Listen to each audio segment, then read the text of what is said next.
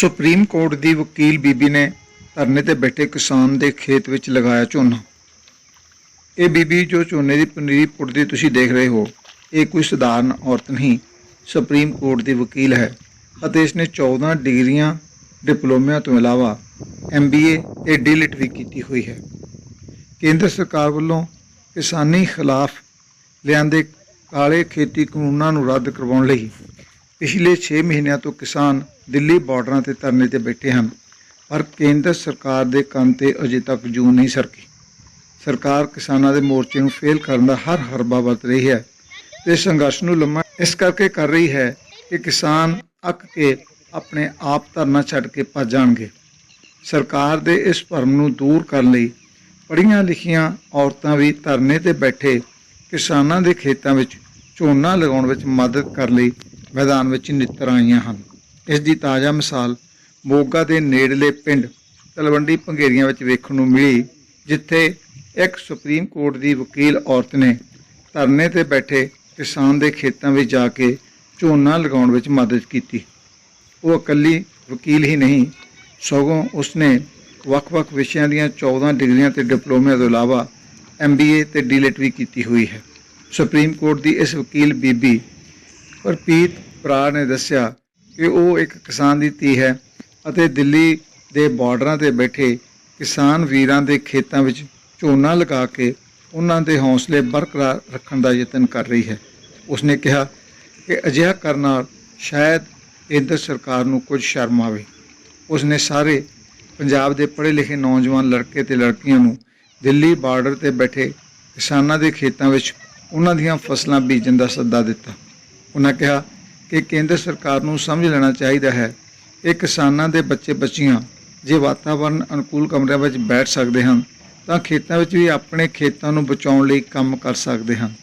ਮਜ਼ਦੂਰਾਂ ਦੀ ਘਾਟ ਕਾਰਨ ਤਲਵੰਡੀ ਭੰਗੇਰੀਆਂ ਦੇ ਕਿਸਾਨ ਮੁਖਤਿਆਰ ਸਿੰਘ ਦਾ ਸਾਰਾ ਪਰਿਵਾਰ ਸਮੇਤ ਬੱਚਿਆਂ ਦੇ ਝੋਨੇ ਦੀ ਲਵਾਈ ਵਿੱਚ ਜੁਟਿਆ ਹੋਇਆ ਸੀ ਅਤੇ ਪ੍ਰਪੀਤ ਬਰਾੜ ਵੀ ਉਹਨਾਂ ਦੀ ਮਦਦ ਲਈ ਉਹਨਾਂ ਦੇ ਖੇਤ ਵਿੱਚ ਝੋਨਾ ਲਗਾਉਣ ਪਹੁੰਚ ਗਈ। ਕਿਸਾਨ ਮੁਖਤਿਆਰ ਸਿੰਘ ਨੇ ਦੱਸਿਆ ਕਿ ਇਹ ਵਕੀਲ ਬੀਬੀ ਸਾਡੇ ਗੁਆਂਢ ਵਿੱਚ ਬਣੀ ਕਲੋਨੀ ਵਿੱਚ ਰਹਿੰਦੀ ਹੈ। ਇਸ ਨੇ ਸਾਡੇ ਪੂਰੇ ਪਰਿਵਾਰ ਨੂੰ ਝੋਨਾ ਲਾਉਂਦੇ ਵੇਖ ਕੇ ਆਪਣੇ ਆਪ ਸਾਡੇ ਨਾਲ ਝੋਨਾ ਲਾਉਣਾ ਸ਼ੁਰੂ ਕਰ ਦਿੱਤਾ। ਕਿਸਾਨ ਨੇ ਦੱਸਿਆ ਕਿ ਉਸ ਦਾ ਲੜਕਾ ਵੀ ਇੰਜੀਨੀਅਰਿੰਗ ਪਾਸ ਹੈ ਅਤੇ ਉਹ ਵੀ ਸਾਡੇ ਨਾਲ ਹੀ ਝੋਨਾ ਲਗਾ ਰਿਹਾ ਹੈ। ਪੰਜਾਬ ਗਲੋਬਲ ਲਈ ਮੋਗਾ ਤੋਂ ਅਮਰਜੀਤ ਬਬਰੀ ਦੀ ਰਿਪੋਰਟ। ਚਲੋ ਜੀ, ਕੀ ਨਾਮ ਹੈ ਤੁਹਾਡਾ? ਪ੍ਰਪੀਤ ਬਰਾੜ ਜੀ। ਪ੍ਰਪੀਤ ਜੀ, ਤੁਹਾਡਾ ਵੈਸੇ ਪੇਸ਼ਾ ਕੀ ਹੈ ਤੇ ਤੁਸੀਂ ਕਿੰਨਾ ਪੜ੍ਹੇ ਲਿਖੇ? ਮੈਂ ਐਕਚੁਅਲੀ ਸੁਪਰੀਮ ਕੋਰਟ ਦੇ ਵਿੱਚ ਐਜ਼ ਅ ਐਡਵੋਕੇਟ ਪ੍ਰੈਕਟਿਸ ਵੀ ਕਰਦੀ ਹਾਂ ਤੇ ਪਰਮਾਤਮਾ ਦੀ ਬਖਸ਼ਿਸ਼ ਨਾਲ ਮੇਰੇ ਕੋਲ 14 ਡਿਗਰੀਆਂ ਨੇ। ਮੈਂ MA ਕੀਤੀਆਂ ਹੋਈਆਂ ਨੇ, ਡਿਪਲੋਮਾਸ ਕੀਤੇ ਹੋਏ ਨੇ, MBA ਕੀਤੀ ਹੋਈ ਹੈ, PhD ਡੀਲਿਟ ਤੱਕ ਪੜ੍ਹੀ ਹੋਈ ਹੈ। ਤੇ ਕੀ ਕਹਿੰਦੇ, ਅੱਜ ਮੇਰਾ ਮਕਸਦ ਇੱਥੇ ਆਉਣ ਦਾ ਇਹ ਹੈ ਕਿ ਮੇਰੇ ਇੱਥੋਂ ਸਾਡੇ ਨਾਲ ਦੇ ਗੁਆਂਢੀ ਵੀਰ ਧਰਨੇ ਤੇ ਦਿੱਲੀ ਬੈਠੇ ਨੇ। ਤੁਹਾਨੂੰ ਜਾਣਕਾਰੀ ਹੋਏਗੀ ਕਿ ਦਿੱਲੀ ਦੇ ਵਿੱਚ ਜਿਹੜੇ ਕਾਲੇ ਕਾਨੂੰਨ ਪਾਸ ਹੋਏ ਨੇ, ਕੇਂਦਰ ਦੀ ਸਰਕਾਰ ਨੇ ਜਿਹੜੇ ਕਾਨੂੰਨ ਪਾਸ ਕੀਤੇ ਨੇ, ਉਹਨਾਂ ਦੇ ਇਵਜ਼ ਦੇ ਵਿੱਚ ਮੇਰੇ ਭੈਣ ਭਰਾ ਉੱਥੇ ਬੈਠੇ ਨੇ ਔਰ ਇੱਥੇ ਕੋਈ ਲੇਬਰ ਨਹੀਂ ਸੀ, ਲਾਉਣ ਲਈ ਕੋਈ ਬੰਦੇ ਨਹੀਂ ਸੀਗੇ। ਤੇ ਮੈਂ ਸੋਚਿਆ ਕਿ ਅੱਜ ਸਾਡੇ ਦੇਸ਼ ਨੂੰ, ਸਾਡੇ ਕਿਸਾਨ ਨੂੰ, ਸਾਡੀ ਮਾਂ ਨੂੰ, ਧਰਤੀ ਮਾਂ ਨੂੰ ਮੇਰੇ ਵਰਗੇ ਬੰਦਿਆਂ ਦੀ ਜ਼ਰੂਰਤ ਹੈ। ਤੇ ਅਸੀਂ ਲੋਕ ਕੀ ਕਹਿੰਦੇ, ਅਗਰ ਖੇਤਾਂ ਦੇ ਵਿੱਚ ਉਤਰ ਕੇ ਇਹਨਾਂ ਦੀ ਮਦਦ ਕਰਾਂਗੇ ਤੇ ਕੇਂਦਰ ਦੀ ਸਰਕਾਰ ਨੂੰ ਸ਼ਾਇਦ ਥੋੜੀ ਸ਼ਰਮ ਆਏਗੀ ਔਰ ਮਹਿਸੂਸ ਕਰੇਗੀ ਔਰ ਇਸ ਬਾਰੇ ਸੋਚੇਗੀ ਕਿ ਇਹ ਉਸ ਧਰਤੀ ਦੇ ਲੋਕ ਨੇ, ਇਹ ਚਿੰਗਾਰੀ ਉਸ ਧਰਤੀ ਤੋਂ ਫੁੱਟੀ ਹੈ ਜਿਸ ਧਰਤੀ ਦੇ ਵਿੱਚ ਸਾਡੇ ਗੁਰੂ ਗੋਬਿੰਦ ਸਿੰਘ ਜੀ ਨੇ ਆਪਣੀਆਂ ਫੌਜਾਂ ਦੇ ਨਾਲ ਮੁਗਲਾਂ ਨਾਲ ਲੜਾਈ ਵੇਲੇ ਜੰਗਲਾਂ ਦੇ ਵਿੱਚ ਰਹਿ ਕੇ ਭੁੱਖੇ ਜ਼ਮੀਨਾਂ ਤੇ ਕੰਡਿਆਂ ਤੇ ਸੌਂ ਕੇ ਲੜਾਈ ਲੜੀ ਸੀ। ਇਹ ਚਿੰਗਾਰੀ ਉਸ ਪ੍ਰਦੇਸ਼ ਤੋਂ ਫੁੱਟੀ ਹੈ।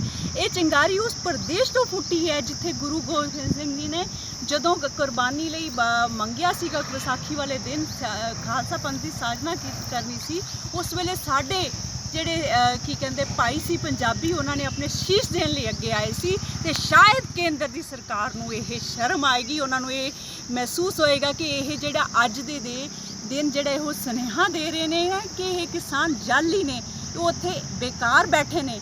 ਉਹਨਾਂ ਦੀ ਮਦਦ ਲਈ ਮੇਰੇ ਵਰਗੇ ਪੜ੍ਹੇ ਲਿਖੇ ਵਰਗ ਦੇ ਲੋਕ ਜਿਹੜੇ ਏਸੀਆਂ ਦੇ ਵਿੱਚ ਰਹਿ ਕੇ ਜ਼ਿੰਦਗੀ ਬਿਤਾਉਂਦੇ ਸੀ, ਉਹ ਕਿਸਾਨ ਦੀ ਬੇਟੀ ਉਹ ਖੇਤਾਂ ਦੇ ਵਿੱਚ ਵੀ ਆ ਕੇ ਉਹਨਾਂ ਦੀ ਮਦਦ ਲਈ ਝੋਨਾ ਲਗਾਏਗੀ, ਖੇਤੀ ਕਰੇਗੀ, ਵਾਹੀ ਕਰੇਗੀ। ਤੁਸੀਂ ਕਿੰਨੀ ਦੇਰ ਤੋਂ ਪ੍ਰੈਕਟਿਸ ਕਰ ਰਹੇ ਹੋ ਜੀ ਸੁਪਰੀਮ ਕੋਰਟ ਦੇ ਵਿੱਚ? ਮੈਂ ਵਕੀਲ 2011 ਤੋਂ ਪਹਿਲਾਂ ਹਾਈ ਕੋਰਟ 'ਚ ਪ੍ਰੈਕਟਿਸ ਕਰਦੀ ਸੀ, ਅੱਜ ਕੱਲ੍ਹ ਸੁਪਰੀਮ ਕੋਰਟ ਦੇ ਵਿੱਚ ਪ੍ਰੈਕਟਿਸ ਕਰ ਰਹੀ ਹਾਂ। ਤੁਸੀਂ ਕਾਨੂੰਨਾਂ ਬਾਰੇ ਸਾਰਾ ਪੜ੍ਹਿਆ, ਕੀ ਤੁਸੀਂ ਸਮਝਦੇ ਹੋ ਵੀ ਜਿਹੜੇ ਕਾਨੂੰਨ ਹੈ ਕਿਸਾਨਾਂ ਦੇ ਉਲਟ ਹੈ? ਬਿਲਕੁਲ ਉਲਟ ਹੈ। ਇਹਦੇ ਵਿੱਚ ਕੇਂਦਰ ਦੀ ਸਰਕਾਰ ਨੇ ਜਦੋਂ ਇਹ ਮਹਿਸੂਸ ਕੀਤਾ ਕਿ ਸਾਡੀ ਜਿਹੜੀ ਹੈ GDP ਉਹ ਡਾਊਨ ਹੋ ਰਹੀ ਹੈ, ਬਿਜ਼ਨਸ ਖਤਮ ਹੋ ਰਿਹਾ ਹੈ, ਉਹਨਾਂ ਦੀ ਨਿਗਾਹ ਸਾਡੇ ਕਿਸਾਨੀ ਤੇ ਚਲੇਗੀ। ਕਿਸਾਨੀ ਤੇ ਉਹ ਇਦਾਂ ਦੇ ਤਿੰਨਾਂ ਬਿੱਲਾਂ ਦੇ ਵਿੱਚ ਤੁਸੀਂ ਪੱਤਰਕਾਰ ਉਹ ਖੁਦ ਪੜ੍ਹਿਆ ਹੋਏਗਾ ਕਿ ਇਹਨਾਂ ਦਾ ਮਕਸਦ ਤਿੰਨ ਚੀਜ਼ਾਂ ਹੈ। ਇੱਕ ਤੇ ਇਹ ਹੈ ਕਿਸਾਨਾਂ ਦੀ ਜ਼ਮੀਨ ਉਹਨਾਂ ਨੂੰ ਖੋਣ ਦਾ ਡਾਇਰੈਕਟ ਹੈ, ਉਹਨਾਂ ਨੂੰ ਮਜ਼ਦੂਰ ਬਣਾਉਣਾ ਹੈ। ਦੂਸਰਾ ਇਹ ਹੈ ਕਿ ਉਹਨਾਂ ਜਿਹੜੇ ਮੰਡੀਕਰਨ ਜੇ ਮੰਡੀਆਂ ਦਾ ਜਿਹੜਾ ਸਿਸਟਮ ਹੈ ਉਹਨਾਂ ਨੂੰ ਟੋਟਲੀ ਬੰਦ ਕਰਨਾ ਹੈ। ਔਰ ਤੀਸਰਾ ਇਹ ਹੈ ਕਿ ਬਲੈਕ ਮਾਰਕੀਟਿੰਗ ਨੂੰ ਬੜਾਵਾ ਦੇਣਾ ਹੈ। ਤੇ ਸ਼ਰੇਆਮ ਹੈ। ਬਾਕੀ ਅਗਰ ਕੇਂਦਰ ਦੀ ਸਰਕਾਰ ਨੂੰ ਨਹੀਂ ਸਮਝ ਆਉਂਦੀ ਹੈ, ਉਹਨਾਂ ਕੋਲ ਮਾਡਲ ਹੈ, ਬਿਹਾਰ ਦਾ ਮਾਡਲ ਹੈ। ਬਿਹਾਰ ਦੇ ਵਿੱਚ ਆਲਰੇਡੀ ਇਦਾਂ ਦਾ ਸਿਸਟਮ ਚੱਲ ਰਿਹਾ ਹੈ। ਬਿਹਾਰ ਦਾ ਕਿਸਾਨ ਜਿਹਦੇ ਕੋਲ 5 ਤੋਂ 7 ਏਕੜ ਜ਼ਮੀਨ ਹੈ, ਉਹ ਇੱਥੇ ਪੰਜਾਬ ਤੇ ਹਰਿਆਣਾ ਦੇ 2 ਏਕੜ ਦੇ ਕਿਸਾਨ ਜਾ ਨਾਲ ਮਤਲਬ ਆ ਕੇ ਖੇਤੀ ਕਿਉਂ ਕਰਦਾ ਹੈ? ਉਹਦੇ ਕੋਲ ਵੀ ਤੇ ਉੱਥੇ ਜ਼ਮੀਨ ਹੈ, ਕਿਉਂਕਿ ਉੱਥੇ ਭਾਅ ਘੱਟ ਮਿਲਦੇ ਨੇ। ਉੱਥੇ ਆਲਰੇਡੀ ਇਹ ਸਿਸਟਮ ਲੱਗਾ ਹੋਇਆ ਹੈ ਕਿ ਇੰਨੀ ਸਮਝ ਨਹੀਂ ਹੈ ਕੇਂਦਰ ਦੀ ਸਰਕਾਰ ਨੂੰ ਕਿ ਉਹ ਇਹ ਕੰਪੈਰੀਜ਼ਨ ਕਰ ਸਕਦੇ। ਜਿਹੜਾ ਹੁੰਦਾ ਸਮਝ ਲਓ ਯੂਥ ਹੈ ਖਾਸ ਕਰ, ਪੜ੍ਹਿਆ ਲਿਖਿਆ, ਚਾਹੇ ਉਹ ਕਿਸਾਨੀ ਨਾਲ ਸੰਬੰਧਿਤ ਨਹੀਂ ਹੈ, ਤੁਸੀਂ ਕੀ ਮੈਸੇਜ ਦੇਣਾ ਚਾਹੋ? ਆਪ ਕੀ ਦੇਣਾ ਚਾਹੋਗੇ? ਮੈਂ ਆਪਣੇ ਪੜ੍ਹੇ ਲਿਖੇ ਵਰਗ ਭੈਣ ਭਰਾਵਾਂ ਨੂੰ ਇਹੀ ਸੁਨੇਹਾ ਦੇਣਾ ਚਾਹਨੀ ਹੈ ਕਿ ਅੱਜ ਦੀ ਡੇਟ ਦੇ ਵਿੱਚ ਅਗਰ ਸਾਡੀ GDP ਹਿੰਦੁਸਤਾਨ ਦੀ ਕਾਇਮ ਹੈ ਜਾਂ ਥੋੜਾ ਸਾਹ ਆ ਰਿਹਾ ਹੈ, ਉਹ ਸਿਰਫ ਕਿਸਾਨਾਂ ਕਰਕੇ ਆ ਰਿਹਾ ਹੈ। ਅਗਰ ਸਾਡੀ ਕਿਸਾਨੀ ਮਰ ਜਾਏਗੀ, ਸਾਡਾ ਕਿਸਾਨ ਮਰ ਜਾਏਗਾ ਤੇ ਸਾਡੇ ਕੋਲ ਕੁਝ ਨਹੀਂ ਰਹੇਗਾ। ਅੱਜ ਦਾ ਟਾਈਮ ਹੈ, ਅੱਜ ਦਾ ਵਕਤ ਹੈ ਕਿ ਤੁਸੀਂ ਆਪਣੀ ਆਤਮਾ ਨੂੰ ਜਗਾਓ ਔਰ ਸਾਡੇ ਜਿਹੜੇ ਕਿਸਾਨ ਭਰਾ ਹੈ ਉਹਨਾਂ ਦੀ ਮਦਦ ਕਰੋ, ਕਿਉਂਕਿ ਉਹਨਾਂ ਨੂੰ ਲੋੜ ਹੈ। ਉਹਨਾਂ ਨੂੰ ਕੇਂਦਰ ਦੀ ਸਰਕਾਰ ਇਹ ਸਮਝ ਰਹੀ ਹੈ ਕਿ ਇਹ ਕੀ ਕਹਿੰਦੇ ਉੱਥੋਂ ਚਲੇ ਗਏ ਨੇ, ਉੱਥੇ ਘੱਟ ਲੋਕ ਰਹਿ ਗਏ ਨੇ। ਔਰ ਮੈਨੂੰ ਇਹ ਹੈ ਕਿ ਹੁਣ ਜਿਹੜੇ ਭਰਾ ਸਾਡੇ ਉੱਥੇ ਬੈਠੇ ਨੇ ਉਹਨਾਂ ਦੇ ਕੋਲ ਮਜ਼ਦੂਰਾਂ ਦੀ ਘਾਟ ਹੈ, ਕਿਉਂਕਿ ਉਸ ਫੈਮਿਲੀ ਦੇ 2-2 3-3 ਮੈਂਬਰ ਉੱਥੇ ਲੜਾਈ ਲੜ ਰਹੇ ਨੇ, ਯੁੱਧ ਲੜ ਰਹੇ ਨੇ। ਮੈਂ ਸਾਰੇ ਆਪਣੇ ਯੂਥ ਦੇ ਸਾਰੇ ਐਜੂਕੇਟਿਡ ਵਰਗ ਦੇ ਭੈਣਾਂ ਭਰਾਵਾਂ ਨੂੰ ਬੇਨਤੀ ਕਰੂੰਗੀ, ਕਿੰਨੇ ਖੇਤ ਨੇ, 4-5 ਖੇਤ ਨੇ, ਮੈਂ 2 ਦਿਨਾਂ 'ਚ 3 ਦਿਨਾਂ 'ਚ ਇਹਨਾਂ ਦੀ ਮਦਦ ਨਾਲ ਲਗਾ ਦਾਂਗੀ। ਤੁਸੀਂ ਵੀ ਪਲੀਜ਼ ਆਓ। ਮੈਂ ਹੱਥ ਜੋੜ ਕੇ ਤੁਹਾਨੂੰ ਬੇਨਤੀ ਕਰਦੀ ਹਾਂ ਕਿ ਅਗਰ ਅਸੀਂ ਸੁੱਤੇ ਰਹਿ ਗਏ, ਆਉਣ ਵਾਲੀ ਸਾਡੀ ਜਨਰੇਸ਼ਨ ਹੈ ਉਹ ਸਾਡੇ ਤੇ ਪ੍ਰਸ਼ਨ ਕਰੇਗੀ ਕਿ ਸਾਡੀ ਕੀ ਆਤਮਾ ਸੋਈ ਸੀ, ਅਸੀਂ ਇਸ ਕਾਨੂੰਨਾਂ ਦੇ ਅਗੇਂਸਟ ਕਿਉਂ ਨਹੀਂ ਲੜੀ, ਅਸੀਂ ਇਹਨਾਂ ਦੇ ਕਾਨੂੰਨਾਂ ਦੇ ਅਗੇਂਸਟ ਅਸੀਂ ਕਿਉਂ ਨਹੀਂ ਬੋਲੇ। ਇਸ ਕਰਕੇ ਸਭ ਨੂੰ ਬੇਨਤੀ ਹੈ ਕਿ ਤੁਸੀਂ ਆਪਣੀ ਥੋੜ੍ਹੀਆਂ ਸੁੱਖ ਸੁਵਿਧਾ ਛੱਡ ਕੇ, ਜਿੱਥੇ ਵੀ ਸਾਡੇ ਕਿਸਾਨ ਭਰਾ, ਜਿੱਥੇ ਵੀ ਸਾਡੇ ਕਿਸੇ ਨੂੰ ਲੋੜ ਹੈ, ਜਿਨ੍ਹਾਂ ਦੇ ਪਰਿਵਾਰਿਕ ਮੈਂਬਰ ਉੱਥੇ ਯੁੱਧ ਲੜ ਰਹੇ ਨੇ ਕੇਂਦਰ ਦੀ ਸਰਕਾਰ ਨਾਲ, ਤੁਸੀਂ ਆ ਕੇ ਖੇਤਾਂ ਦੇ ਵਿੱਚ ਉਹਨਾਂ ਦੀ ਮਦਦ ਕਰੋ। ਇਹੋ ਬੇਨਤੀ ਕਰਦੀ ਹਾਂ ਸਭ ਨੂੰ। ਮੁਖਤਿਆਰ ਸਿੰਘ ਚੀਮਾ ਜੀ, ਕਿਹੜਾ ਪਿੰਡ ਹੈ ਜੀ ਆਪਣਾ? ਤਲਵੰਡੀ ਭੰਗੇਰੀਆਂ ਜੀ। ਤਲਵੰਡੀ ਭੰਗੇਰੀਆਂ। ਇਹ ਝੋਨਾ ਤੁਸੀਂ ਅੱਜ ਇਕੱਲੇ ਲਾ ਰਹੇ ਆ ਕਿ ਆਪਦਾ ਘਰ ਦੇ ਟੱਬਰ ਵਾਲੇ ਆ ਸਾਰੇ? ਕੋਈ ਅਸੀਂ ਲੇਬਰ ਘੱਟ ਕਰਕੇ ਮਿਲਦੀ ਨਹੀਂ ਕਰਕੇ ਅਸੀਂ ਆਪ ਘਰ ਦੀ ਫੈਮਿਲੀ ਨਾਲ ਲੱਗੇ ਹੋਏ ਸੀਗੇ, ਬੱਚੇ ਸਾਰੇ। ਹਾਂਜੀ। ਇਹ ਸਾਡੇ ਗੁਆਂਢ ਲੜਕੀ ਹਾਈ ਕੋਰਟ ਦੀ ਵਕੀਲ ਹੈ, ਇਹ ਕੋਲੇ ਰਹਿੰਦੇ ਸੀ। ਹਾਂਜੀ। ਇਹਨਾਂ ਨੇ ਸਾਡੇ ਨਾਲ ਕਨੈਕਟ ਕੀਤਾ ਵੀ ਅਸੀਂ ਤੁਹਾਡੀ ਮਦਦ ਕਰਾਉਂਦੇ ਹਾਂ। ਸਾਡੇ ਨਾਲ ਮਾਲਾ ਖੇਤ ਦੇ ਵਿੱਚ ਆ ਕੇ ਪਨੀਰੀ ਪੱਟ ਕੇ ਨਾਲ ਸਾਡੇ ਨਾਲ ਇਹਨਾਂ ਨੇ ਝੋਨਾ ਲਵਾਇਆ ਜੀ, ਸਾਡੇ ਨਾਲ ਹੈਲਪ ਕੀਤੀ ਹੈ। ਉਹ ਹੋਰ ਜਿਹੜੇ ਤੁਹਾਡੇ ਬੱਚੇ ਵੀ ਪੜ੍ਹੇ ਲਿਖੇ ਆ? ਹਾਂਜੀ, ਮੇਰਾ +2 ਹੈ, ਇੰਜੀਨੀਅਰ ਦੀ ਡਿਗਰੀ ਆ। ਲੜਕੇ ਕੋਲੇ ਕੋਈ ਨੌਕਰੀ ਨਹੀਂ ਮਿਲੀ ਕਰਕੇ ਉਹ ਵੀ ਨਾਲ ਮਤਲਬ ਨਾਲ ਖੇਤ ਦਾ ਹੀ ਕੰਮ ਮੇਰੇ ਕਰਦਾ ਹੈ ਸਰ। ਉਹ ਵੀ ਨਾਲ ਕੁਝ ਝੋਨਾ ਲਵਾਈ ਜਾਂਦਾ? ਹਾਂਜੀ, ਜਸਪ੍ਰੀਤ ਸਿੰਘ ਹੈ, ਉਹ ਵੀ ਮਤਲਬ ਵੀ ਖੇਤੀ ਹੁਣ ਬਦਲਾਅ ਕੀਤਾ, ਉਹਨੇ ਸਟ੍ਰਾਬੇਰੀ ਲਾਉਣ ਲੱਗ ਗਿਆ, ਗੋਭੀ ਲਾਉਂਦਾ, ਹੁਣ ਇਹ ਝੋਨਾ ਵੀ ਹੁਣ ਆਪ ਲਾਈ ਜਾਂਦੇ ਜੀ।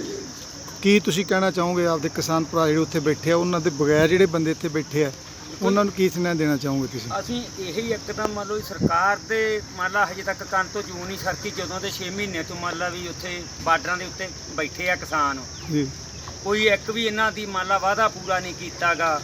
ਇਹ ਅਸੀਂ ਕਹਿੰਦੇ ਆ ਵੀ ਜੋ ਪਿੰਡਾਂ ਦੇ ਵਿੱਚ ਕਿਸਾਨ ਬੈਠੇ ਆ, ਅਸੀਂ ਉਹਨਾਂ ਭਰਾਵਾਂ ਦੀ ਵੀ ਮਦਦ ਕਰਗੇ ਜਿਹੜੇ ਅੱਜ ਬਾਰਡਰਾਂ ਦੇ ਉੱਤੇ ਬੈਠੇ ਆ, ਉਹਨਾਂ ਦੀ ਹੈਲਪ ਵੀ ਖੇਤਾਂ ਦੇ 'ਚ ਆ ਕੇ ਝੋਨਾ ਲਵਾਈਏ, ਉਹਨਾਂ ਦਾ ਵੀ ਆਪਾਂ ਕੰਮ ਜਿਹੜਾ ਸਾਰਾ ਕਰਵਾਈਏ।